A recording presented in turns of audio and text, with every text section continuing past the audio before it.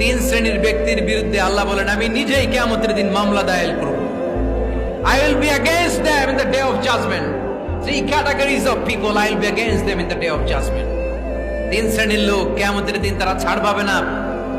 আল্লাহ বলেন আমি নিজেই তাদের বিরুদ্ধে মামলা দায়ের করব। এর মধ্যে এক শ্রেণীর লোক হচ্ছে রাজুলুন ইস্তাআজারা জিরান ফাস্তাউফা মিনহু ওয়া লাম ইউতি আজরা। একজন শ্রমিক ভাড়া করে তার কাছ থেকে কাজ নিয়েছে কিন্তু তার পারিশ্রমিক আদায় করে নাই। এরকম আছে না নাই? দাপট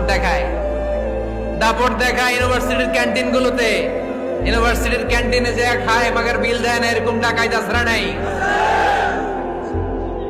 চায়ের দোকানে চা খায় পরে দিমু বিল দেয় না, আছে না নাই?